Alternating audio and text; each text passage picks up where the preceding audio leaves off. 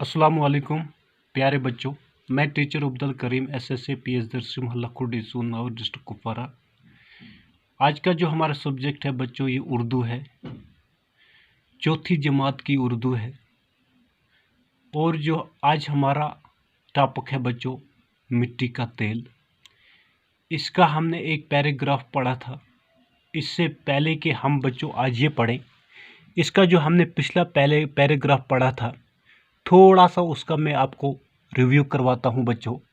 मिट्टी का तेल अपनी कहानी सुनाते हुए कहता है कि मशीनों की मदद से मुझे ज़मीन के अंदर से खींचा जाता है। तो जिस जगह से मुझे खींचा जाता है बच्चों, इसे मिट्टी के तेल का कुआं कहते हैं या फिर चश्मा कहा जाता है। ठीक है बच्चों। तो मिट्टी का तेल कहता है कि जब मुझे इस कुएं या चश्मे से निकालते हैं, उस वक्त जो मेरी सूरत यानी शक्ल है वो सिया यानी काले रंग की होती है और गाढ़े यानी मोटे मादे की तरह होती है। फिर मुझे सफाई घरों तक बड़ी बड़ी पाइपों के ज़रिए पहुंचाया जाता है, लिया जाता है। तो प्यारे बच्चों, आज हम यहाँ से पढ़ेंगे। सफाई घरों में मुझे अच्छी तरह साफ़ किया जाता है, मेरा रंग खूब निखर जाता है।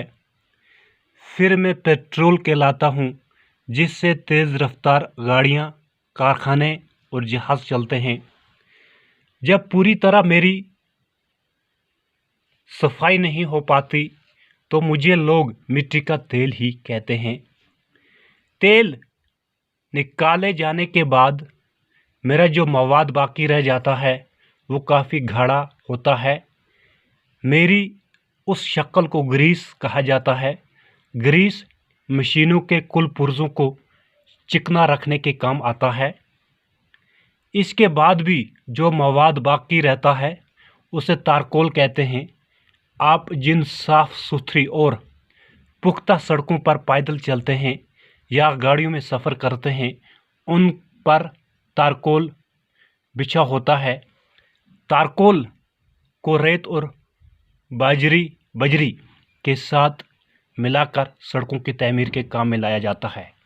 तो बच्चों, मिट्टी का तेल कहता है सफाई घरों, ये जो घरों है ना बच्चों, अगर हम इसका वायद देखेंगे तो क्या आएगा? घर।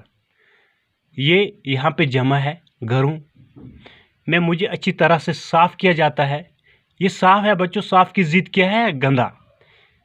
तो ये कहता है मिट्टी का तेल, जब मुझे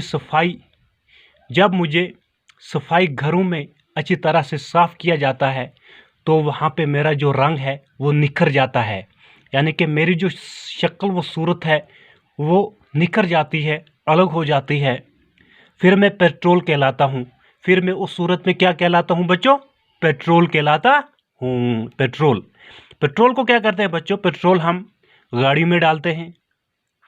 पेट्रोल से गाड़ियाँ चलती हैं, पेट्रोल से मशीनें चलती हैं। ठीक है। जिससे तेज़ रफ्तार गाड़ियाँ, पेट्रोल से क्या क्या चलती हैं बच्चों? तेज़ रफ्तार गाड़ियाँ चलती हैं, कारखाने चलते हैं, यानी कि बड़े बड़े कारखाने चलते हैं और जहाज़ चलते हैं, और इसी पेट्रोल की मदद से जहाज़ चलते हैं।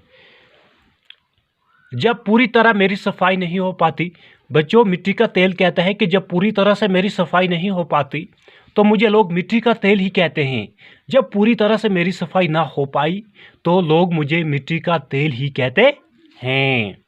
तेल निकाले जाने के बाद मेरा जो मवाद बाकी रह जाता है, यानी कि प्यारे बच्चों, मिट्टी का तेल कहता है कि तेल निकाले जाने के बाद मेरा जो मवाद किसको कहते हैं बच्चों? जो बाकी हिस्सा रहता है, जब वो बच जाता है तो वो काफ़ी गाढ़ा होता है। गाढ़ा यानी कि वो काफ़ी मोटा होता है। क्या होता है बच्चों?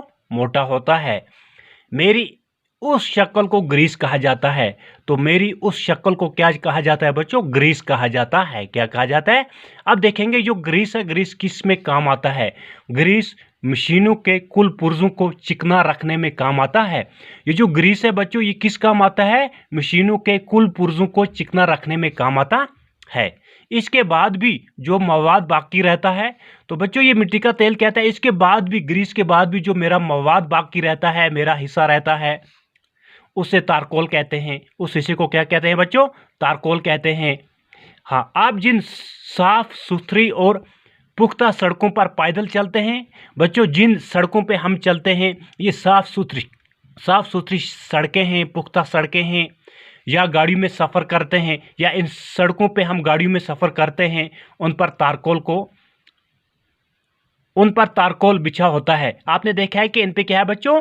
ये तारकोल है। ये भी मिट्टी के तेल की एक शक्ल है। तारकोल को रेत और बजरी के साथ मिलाकर सड़कों की तमीर में काम में लाया जाता है।